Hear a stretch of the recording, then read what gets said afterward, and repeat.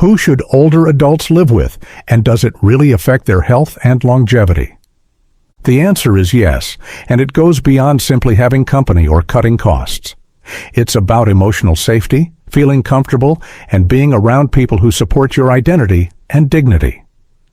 After age 70, life slows down, energy shifts, priorities become clearer. Suddenly, even something as simple as who sits across from you at the breakfast table can become a life-changing decision. Some older adults enjoy solitude. Others feel most alive when they share their home, even if it's just for laughter, companionship, or a helping hand. So, the question isn't if you should live with someone, it's who brings more ease, joy, and support into your everyday life. In this video, we'll explore 6 common types of people seniors often live with, and why these arrangements can work so well. These aren't just practical decisions, they're deeply personal ones that shape how safe, free, and connected you feel. Let's begin. 1. An adult child who respects your independence. For many older adults, moving in with a grown son or daughter feels natural, especially when health or mobility become concerns. When the relationship is built on love, trust, and communication, it can work beautifully.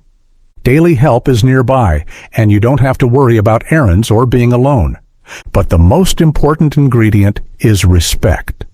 Some older parents end up feeling like guests in their children's homes, their routines ignored and opinions dismissed. The healthiest living arrangements come when your child treats you as an equal, someone with needs, opinions, and autonomy. Take Anna, 71, who moved in with her daughter after a fall. She said, "I thought I'd lose myself, but my daughter asked for my input on everything, even gave me a key to the house. That made all the difference." 2. A sibling or longtime relative with shared history.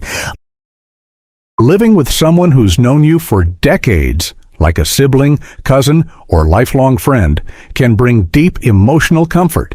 They remember your past. They understand your references. They know your story. This kind of familiarity removes the need to explain yourself. You can just be. Sisters Rini and Rosa, ages 80 and 83, chose to live together again after losing their spouses. "We argue over silly things," Ruth said, "but no one knows me like she does." This isn't about dependency. It's about companionship and feeling emotionally understood in a way that no caregiver or stranger could offer. 3. A trusted friend or fellow senior as a roommate. Some seniors don't want to live alone, but also don't want to live with family. Instead, they team up with friends or fellow seniors for mutual support without obligation. This kind of setup can bring joy, routine, and connection, especially for those who never married or lost a spouse. You share meals, responsibilities, and conversation while keeping your independence. Donnie and Jeannie, 2 friends who met at a community center, moved in together. "We share the chores and respect each other's space. It's not complicated, it's just comfortable," Marvin said. When there's compatibility, this kind of living situation offers more than financial relief. It offers belonging. 4. A younger relative or supportive companion. Sometimes the right person to live with is from a younger generation, a grandchild, niece, or trusted young adult. These arrangements often involve mutual benefits. The younger person may get low-cost housing in exchange for help with errands or housework. In return, the older adult gains support and companionship. Robert, 82, opened her home to her grandson's friend Daniel, who helped with groceries and tech issues. "He doesn't hover. I don't nag. We just exist kindly next to each other," she said. This kind of setup, built on mutual respect and clear boundaries, can create warmth and joy. It's not about charity, it's about exchange and learning across generations. 5. A professional live-in caregiver. When everyday tasks become too difficult, cooking, bathing, medication, some seniors turn to professional caregivers.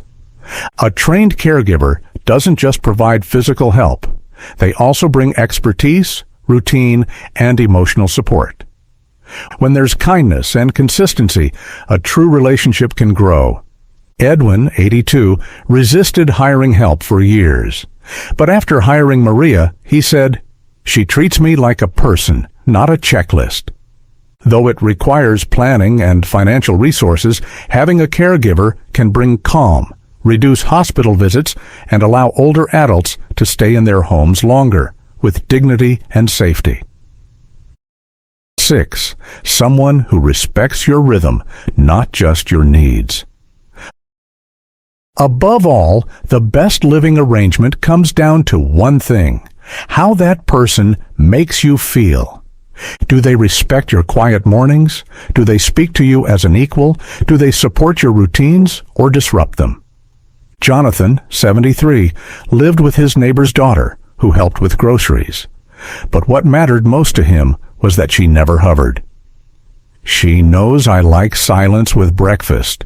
She just locks the door and lets me be." The best living companion is someone who fits your rhythm, not because of obligation or blood, but because of temperament and understanding. Final thoughts.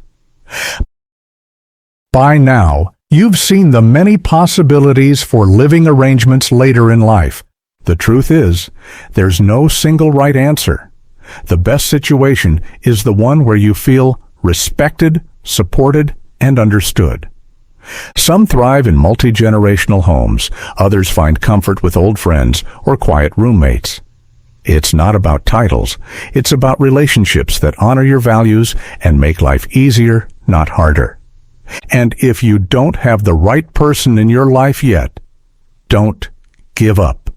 Today, there are more options than ever: co-housing communities, roommate matching, intergenerational housing, and companion services. A good living setup after 70 isn't about losing freedom. It's about finding the kind of support that helps you keep your independence longer. You deserve a space that feels like yours.